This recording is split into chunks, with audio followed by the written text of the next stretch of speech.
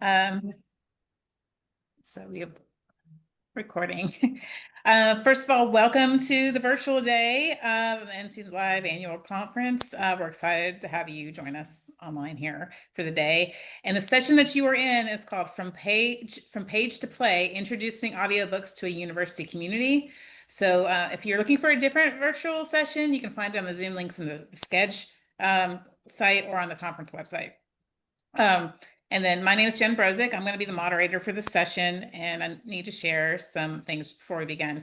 At NC Live events, we value the presence and active participation of all of our attendees, but by joining us, you're agreeing to follow our code of conduct, which Julia just put into the chat box, and it can also be found on the NC Live website. In the interest of time, we will be saving the question and answer session for the end of the presentation. So if you have a question, you can put it in the Q&A box, which is in the Zoom at the bottom of the screen, Q&A, or it's a little picture with a question mark in the box.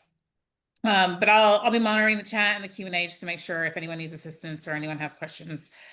We would like to ask you to stay muted during the session. And as you see, it is being recorded. And the presentation slides will be available after the conference so that you can look at it later as well. So right now, I am so pleased to introduce Meghan Webb, Kathy Shields, and Kate Silton. And I'll just read a little bit about each of them. Meghan Webb is the Instruction and Outreach Librarian at the Z. Smith Reynolds Library at Wake Forest University. Kathy Shields is the Research and Instruction Librarian for History and Social Science, also at Wake Forest. And Kate Silton is the Electronic Resources Librarian, also at the Z. Smith Reynolds Library at Wake Forest University. So we'll hand it over to you. All right. Thank you so much for that introduction, Jen. And thanks for everyone for joining us today on this Monday afternoon. We just had commencement here at Wake Forest University this morning, so it was very, very busy this morning here on campus. It's starting to quiet down a little bit now, but we're really glad you're here. So I'm going to just kind of move along. So again, just kind of some brief introductions. I know that Jen kind of introduced us, but I'm an instruction and outreach librarian. So I'm a liaison with the writing program as well as the environmental studies and sustainability program. I teach some of our credit-bearing information literacy courses, and I'm also involved in a small team of 3 librarians that manage the collection development around our browsing collection. And we'll talk a bit about sort of how that connects with our audiobook project. And I will let my colleagues introduce themselves. Hi, I'm Kathy Shields. I am, as you heard, a research and instruction librarian. I support history and psychology primarily, and I also coordinate our liaison program and am one of the librarians with Meghan who helps support the browsing collection. And I'm Kate Silton. I'm the Electronic Resources Librarian at ZSR, and I primarily work on access to e-resources, so that's setting up new ones and helping with issues that arise with existing ones. All right. And I want to also talk a little bit about our institution, kind of where we come from, where we work. So we work at Wake Forest University. This is a private 4-year research university here in Winston-Salem, North Carolina. It's an R2 university. They emphasize heavily kind of the teacher-scholar model. It's the liberal arts is really emphasized, and there's a small class size. So it's usually like 11-to-1 student to faculty ratio. We have a little over 5,500 undergraduate students, and our library, the Z. Smith Reynolds Library, supports instruction and research for students in the undergraduate program, as well as the Wake Forest School of Business and the Graduate School of Arts and Sciences and the Divinity School as well. So today we're going to be talking to you about a really cool pilot project that came together last winter, and something that we've been experimenting with and kind of learning new things about this past spring. So our agenda today, we're going to share with you a bit about the background of the project and kind of introducing audiobooks to our campus. We're going to talk about marketing and getting the word out and sort of how that worked. We're going to talk about the actual audiobook collection and sort of like how we go about selecting materials and sort of what our criteria is. We're going to talk about sort of behind the scenes management of the collection.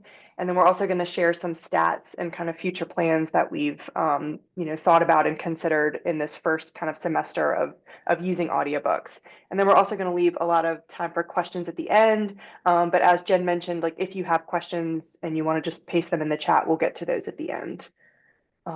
Yeah, we'll just kind of jump right into it. So talk a little bit about background now. All right. So I'm going to give you a little bit of background on why we chose to add audiobooks to our browsing collection. Next slide. So at CSR, as you've heard, there are 3 of us who do collection development for our browsing collection. And in the fall of 2024, we worked with several folks within the library, including Kate, to create a proposal to add audiobooks to enhance our browsing collection. With some support from our colleagues, there was a lot of support within the library for this. We're able to use some existing collection funds for this initiative. We have a humanities fund that currently supports the print browsing collection. We were able to use some of those funds to add to that and include audiobooks.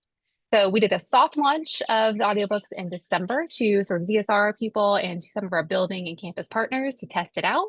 And then we opened it up to the entire campus in January. And so we added audiobooks through OverDrive to the collection in January. And why did we decide to add audiobooks? So first of all, we found, and maybe on other campuses as well, that we have a growing population of folks who are not physically on our campus as often as perhaps they used to be. So we've seen an increase in faculty, staff, and students who are working hybrid. We have a Charlotte campus, we have a program in Washington, we have online programs. So a lot of folks that just aren't physically on campus or are working in other locations and just aren't there to physically browse our collection. And although we have a robust interlibrary loan and on-campus delivery service, that physical distance can still be a barrier to access. We also wanted to expand the types of formats we make available to enhance accessibility. And audiobooks were a format that we did not currently provide at all. We had other kinds of ebooks and other things, but no audiobooks at all. And from our own sort of anecdotal conversations, we know that they're increasing in popularity among our staff and students. Whenever we would host resource fairs, Meghan and I would be at those often, we would hear folks asking, do you provide audiobooks? Do you have audiobooks? So it's something that we knew there wasn't an interest in. We also knew that our university recently created a strategic framework to guide us over the next 10 years. And part of the framework emphasizes increasing support for our online faculty, staff, and students, as well as our continued emphasis on lifelong learning. And we felt that increasing access to non-print leisure reading supports both of those goals. And of course, like every academic library, we are short on student study space. And as we consider consolidating and shifting collections in the future, we're mindful of the space that these print books take up.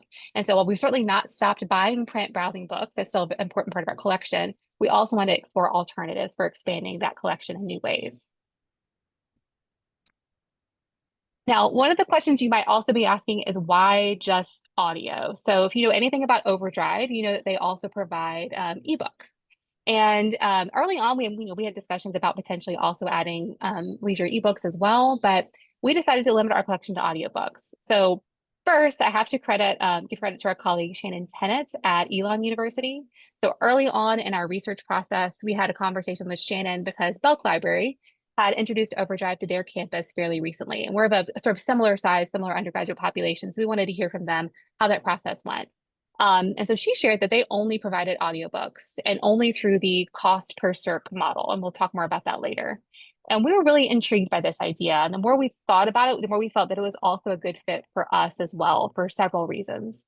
First, as I mentioned, it was a format that we did not currently offer. So it didn't feel like it was duplicating any other existing collection.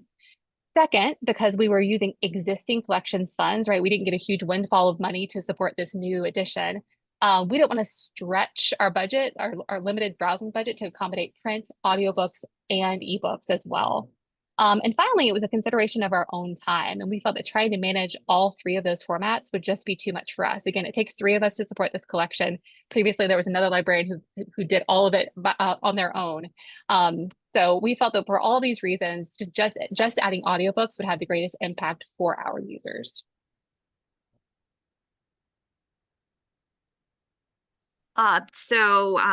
The next step, once we decided we were going to limit to audiobooks, was choosing a vendor. And I want to talk a little bit about why we chose OverDrive.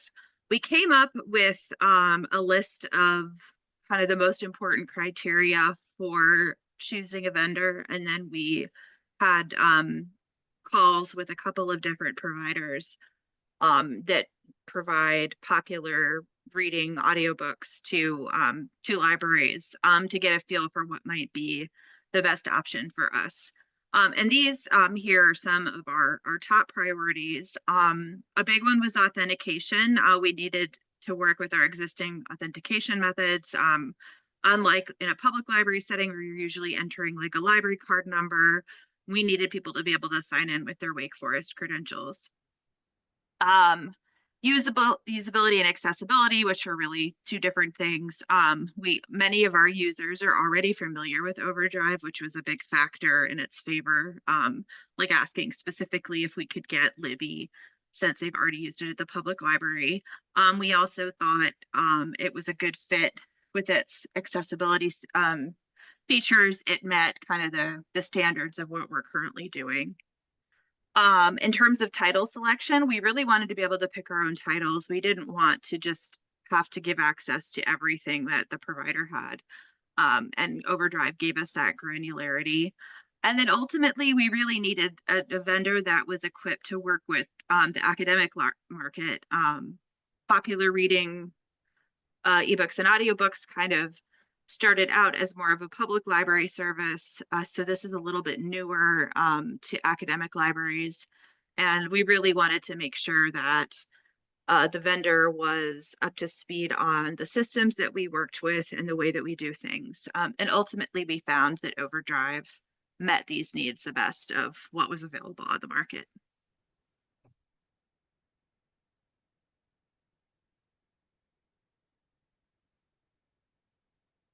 Sorry, got locked in the unmute button there. Okay, so now that we've kind of talked a bit about sort of the why and kind of the background of the project, I want to talk a bit about sort of our marketing strategy and how we kind of got the word out. So as Kathy had kind of mentioned in that background piece, things started to kind of come into place in terms of like securing funding and sort of like signing on for, our initial term with OverDrive late in the fall. We decided to do kind of two different sort of strategic marketing pushes. So the first thing that we kind of set up was a soft launch. So as soon as we went live with our audiobook collection through Libby, we did a soft launch in December. So we sent out a targeted email kind of informing people that we had this new audiobook collection. We sent it out to the faculty, staff, and student assistants that worked here in ZSR Library. We sent it out to our group of student ambassadors, so like our student advocate group that we work with. We sent it out to them, as well as other campus partners that work here in the building and that kind of work closely with the library. So we had kind of this targeted group that we wanted to share it with. And our thought behind that was we could kind of get ahead of any sort of like troubleshooting issues that might come up in sort of the setup, or if we could sort of figure out like from the user end if there's anything we need to be aware of when we do the broader campus launch.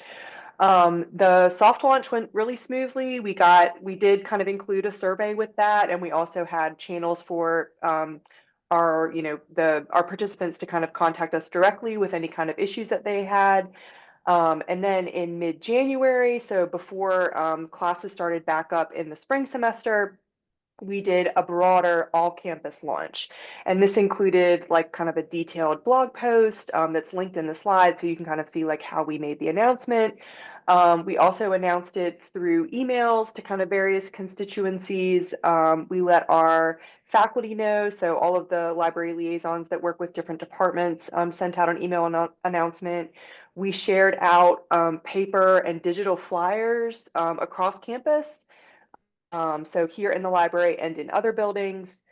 We shared it through the library's social media channels and then other campus channels as well. It was picked up actually too by our human resources newsletter. And we saw like a definite uptick in usage after that was kind of announced. And then Campus Labs, which is like kind of the broader event platform and sort of like student organization platform that Wake Forest University uses. We made announcements on that as well. And there's like a copy, you can see sort of the flyer that we used. We also included with this broader campus launch a survey. So we had kind of, specific questions that we wanted to get from our users, kind of things about sort of what sort of audiobooks were they interested in listening to. We really wanted to kind of, cater our collection to our users. So we encouraged participation in the survey. In the all-campus launch, we sought feedback around different collection preferences and then just different kind of impressions of using the Libby platform. And then to encourage student participation, we offered three raffle prizes, a nice Sony wireless noise canceling over-the-ear headphone set as a raffle prize, and this incentivized a lot of student participation in the survey. And then I just wanted to kind of share with you some of the survey results just so you can kind of get a sense for what we learned from this and how this kind of informed how we were kind of building the collection as we were offering it. So we had a little over 100 responses. Most of that were from undergraduate students, but you can see kind of like evenly distributed among grad students, faculty, and staff as well across campus. This was not like a super shocker to me because I knew that we would have some folks that were already familiar with using audiobook collection. So about half of our, the survey respondents were, monthly to weekly to daily audiobook listeners. And then the other half were, very occasionally, or they were unfamiliar with audiobooks. So we kind of have this sort of mixed population of like very familiar, like kind of, superstar users, and then some that were less familiar. We got really good information about what kind of genres folks were interested in. This was something that we were really, because we're selecting kind of title by title in this cost per circ model. So we were really interested in kind of knowing like, okay, what kind of things do folks want to listen to? And we knew that this might, we might get more genre interest than what we normally provide with our print collection. So this was really useful. And then some other kind of themes that came up from the audiobook survey, which will kind of inform sort of, moving forward how we market this and also kind of how we respond to questions about the collection. So overwhelmingly, the majority of users had no difficulties with the initial setup or access. So we felt really good about that. We weren't overwhelmed with, kind of technical issues from the front end. There was kind of this desire, it came up a couple times in comments about also including ebooks from OverDrive. So we're trying to kind of think of ways to kind of communicate sort of like why just audiobooks for now. Ebooks might be something that we consider in the future, but for this 3-year pilot program, we really wanted to focus on audiobooks. There are also kind of in the survey, we just sort of surveyed like what are some frustrations you might have with using audiobook collections, and some of the things that came up, the top 3: limited availability of popular titles, long wait times for holds, and insufficient variety in genres and topics. So this kind of like clues us into how can we set up our, audiobook collection to kind of like avoid a lot of these challenges or frustrations that folks may have. And then of course, there's also sort of a desire for an easy process to suggest audiobook titles for purchase. All right, so now we're gonna talk a bit about the collection itself and how we developed it. Right. So in terms of how we select titles, so we, again, based on our conversation with Shane and Tenet largely, we limited to a particular price model. Instead of just opening up to, we'll buy some titles, we'll, rent some titles, we chose to go with cost per circ. And with that model, you only pay when users borrow titles. And that was really appealing to us because we didn't want to spend a lot of money up front on this brand new service, which we didn't know what kinds of titles people would be interested in, what kinds of things would be used, and then with a bunch of things that aren't being listened to. So with Cost Per Circ, we're able to build a much larger base library and then only pay for the things that are actually getting used, and also control how much we spend by setting a monthly targeted budget. The other really nice thing is one of the pain points for people was having to have long holds on titles, and with CPC titles, they can be borrowed simultaneously by an unlimited number of users. But we can limit how many titles each user can borrow per month. So someone's not going in and checking out 30 at a time, right? But that means that if there's a title that's in our collection that someone decides to use for a class, that they don't have to worry about coming to us and us buying multiple titles. There's as many copies of that book as are needed for a class, for example, or for a book club or something like that. We do continue to adhere to our selection criteria that we've identified in our browsing collection development policy. and focus on materials of interest to our campus users, right? We very much recognize we are trying to serve the needs of our Wake Forest University campus, and we are not trying to reinvent the public library. So there may be cases where we have some of the same things that the public library does, but we're also trying to add other titles maybe that the public library would not typically have. And so this audiobook format and the CPC price model gives us a lot of flexibility around offering literary genre. So we have been able to add some things that we might not have purchased in print because we didn't need them to stay in our collection forever. But we have a little bit more flexibility in what we can add under this particular model. Okay, and so probably a question that you may have, right? Or a question that we probably, we have for ourselves as well is kind of like, well, how much time is this going to take, right? Like how much time developing this collection, managing this collection? So as, just as a reminder, there are kind of 3 of us that are working on developing this browsing collection, and this audiobook collection falls under that as well. So we set up monthly meetings with the browsing team. So it's myself, Kathy Shields, and our colleague Summer Kristevska who work on this. And so we meet monthly to kind of review the audiobook collection, any questions that we have around kind of like purchasing that we bring up. And then we also kind of plan for curated lists and kind of think what are some different ways we can, kind of present the collection in the app.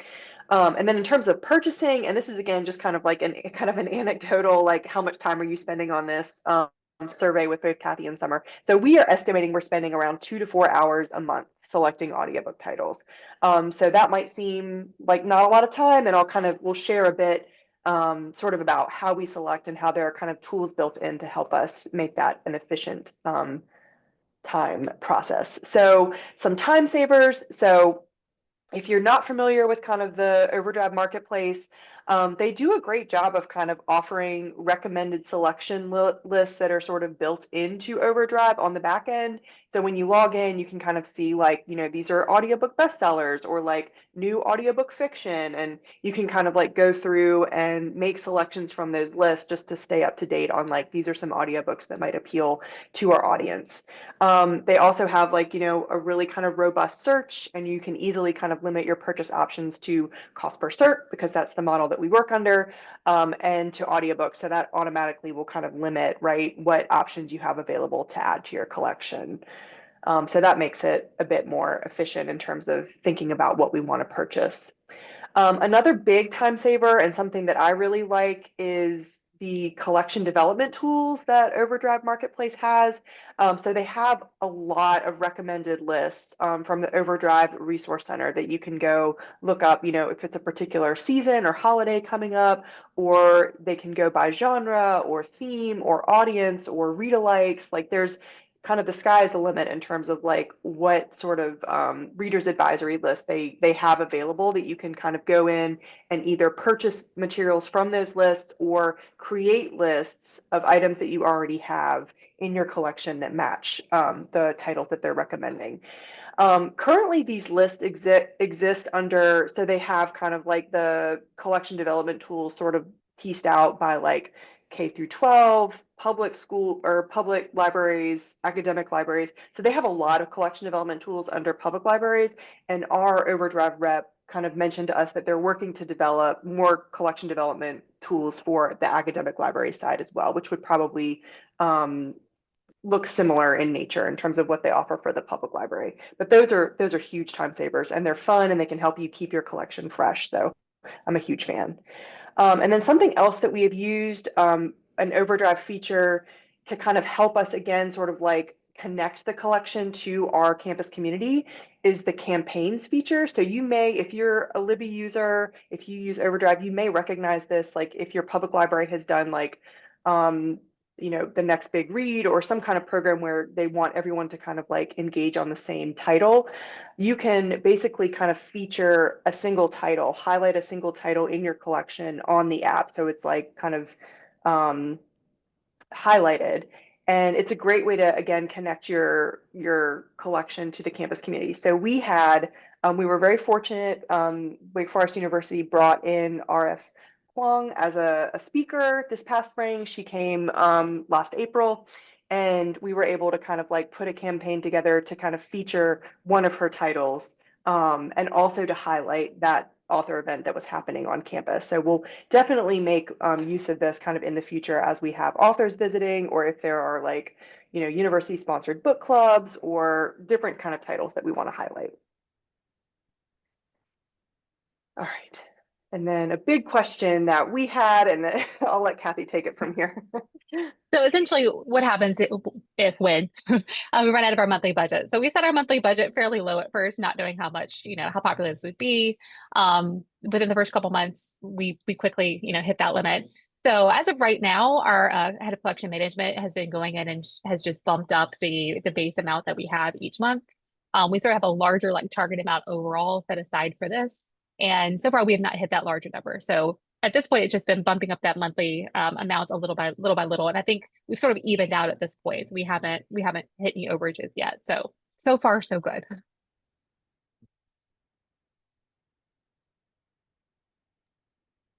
Okay, now we're going to talk a little bit about the behind the scenes work. We just have a little bit of time left, but thankfully there actually is not a ton of, aside from the collection work that Meghan and Kathy talked about, there's not a whole lot of behind the scenes work to make OverDrive and Libby work for your library. The initial setup, the main thing was getting our authentication sorted out. We had to connect OverDrive's support team with the appropriate person at our campus IT to set up our SSO integration, and that went pretty smoothly. Our acquisitions and descriptions department staff, they imported all the MARC records into Alma, our library management system, so they're discoverable in the catalog. We set some local settings include loan periods. We have a 21-day checkout period to give people plenty of time. And again, since we have that cost per circ model, it's not like people are waiting on these books to borrow them. So the long checkout period worked for us. And I think we have users set up to be able to check out 3 books at a time and up to 10 per month. And you can set all that locally. We had to set up how Libby would display and our local OverDrive website. And as Meghan talked about before, we did some testing with our internal users, including, and one other partner that we included on that was our technology accessibility folks on the campus IT team, who talked us through kind of what particular challenges we could run into and how we might be able to remediate them if they came up. Next slide. And then in terms of ongoing maintenance, it's super easy. The MARC records get added monthly and are, pretty small amount compared to the ongoing work that team does anyway. And payments also get made once a month. We did make an initial deposit. So once that was spent down, then payments had to be made monthly. Like what Kathy talked about, figuring out what our monthly spend should be, that did take a little bit of time to see what that would look like. And then in terms of usage, I know that for collection development purposes, Kathy and Meghan are looking at the usage, and also I loaded usage reports from OverDrive into our e-resources usage platform, Celis, to be able to look at that usage compared to other resources. Yeah, and then quickly, because I know everyone always wants to know, what's the most checked out item at your library? So we'll look at some of the numbers real quick. So we've had really great usage so far. We've had about 255 unique users. Really excited that almost 30% of those are student users, and they also account for about the same percentage of student checkouts. And this is higher than the amount of print browsing books that students have been checking out over the past 4 years. So we'll see if that stays true, but that's really exciting to see the engagement we've had. And because of the cost per circ model, we've been able to add over 500 items to the collections, and have had about 140 of those unique titles checked out. And then in terms of most popular, not surprising, Onyx Storm came available on the cost per circ model, which is not always true, but it became available on the cost per circ. So it was definitely the most highly circulated title that we had. Then there's a wide variety. So we have a thriller, Lucy Foley thriller. We have the Poppy War, which was great. This adult children, emotionally immature parents, and then All Systems Red. So we have sci-fi, we have fantasy, we have mystery thriller, we have romantic sea dragon riders, whatever. So a wide range of titles represented here. And now just like a quick wrap up. I know that we're kind of coming into question and answer time, but just some kind of like key lessons learned. So we would recommend, like, if you are thinking about or if you have recently acquired OverDrive, to meet with your rep early. They will show you kind of all the quick time savers and, finding stats on the back end and answer questions. It was very helpful for us to kind of get those meetings set up early.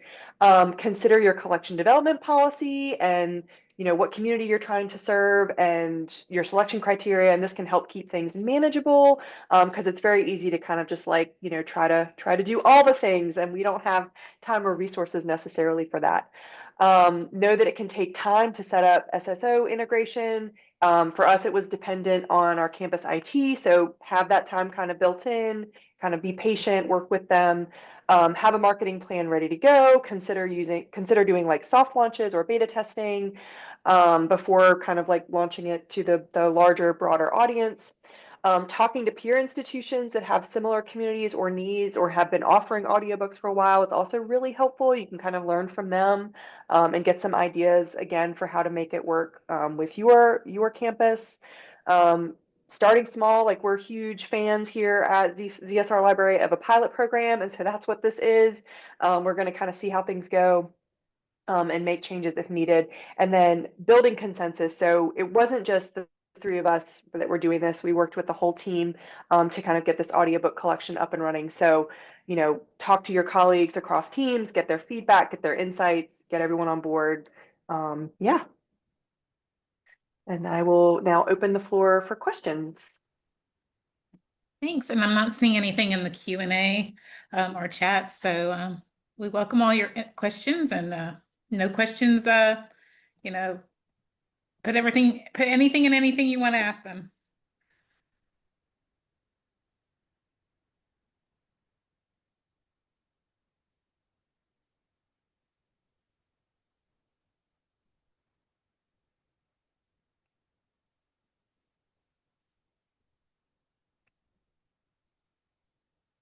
Yes, I have a question for you all. If I'm just kind of curious if maybe people could like raise hands or put in the chat if anyone here is on an academic campus and you have OverDrive or you're using an audiobook collection. What marketing materials are you using, please? So I guess like with the marketing materials, we've just kind of like done in-house created flyers, graphics. We kind of, our social media folks use Canva as a tool to kind of help create marketing materials. I'm not sure if that's, or are you asking about like marketing specific to OverDrive? We haven't used, I know they have a lot of marketing materials that they offer. We haven't used a ton of those, but it is something we could consider for the future. Do you use library loaning audiobooks with other institutions? Kathy, do you want to help answer this one? So we've had some questions about this option. I don't know if we've used it yet, but it's definitely something we're considering. Do you know, Kathy? I don't. Kate, are you aware? I don't think we can ILL them. I don't think it's allowed.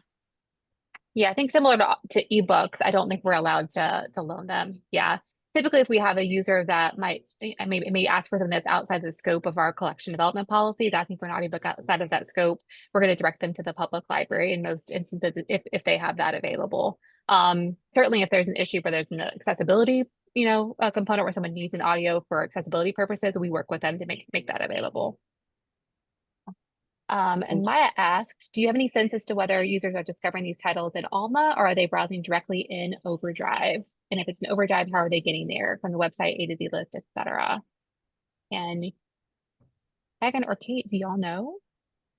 I feel like and there's a way that we can kind of look on the back end and the stats and see like how people are accessing. And when Shannon Tennant at Elon was gracious enough to kind of show us that stat on the back end, and it was like majority of folks finding titles in the app, so in OverDrive itself, not through the catalog. So I am guessing that's probably how folks are finding our stuff too. But we should probably take a look and see for sure.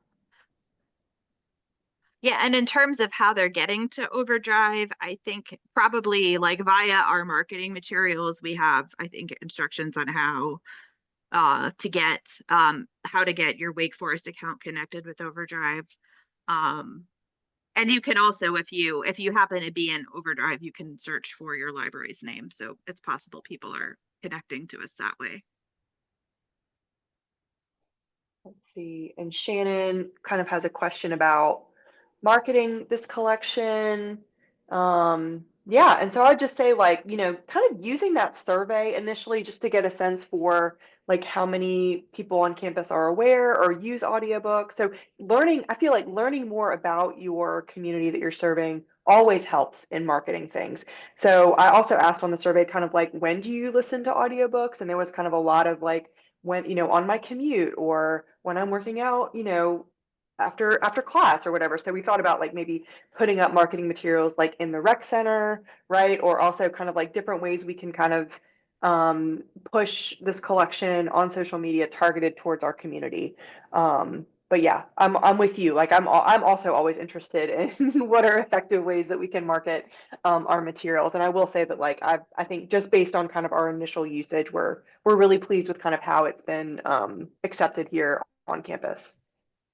But we will not rest. We will continue to market it.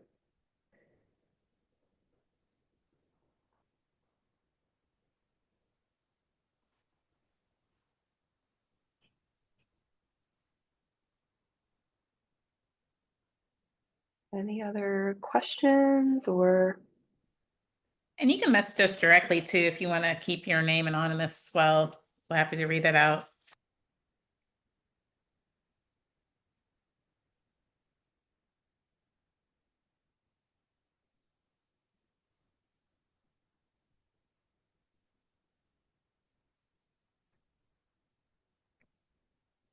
I'll also share our contact information.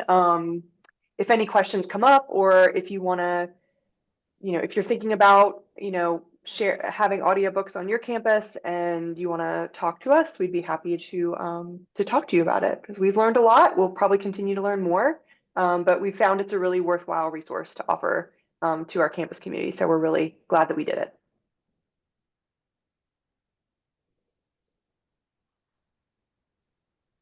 We do have some more time. If any, oh, here we go.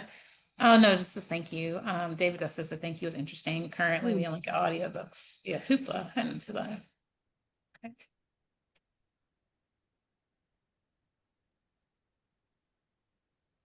Just give a little time in case anyone's typing.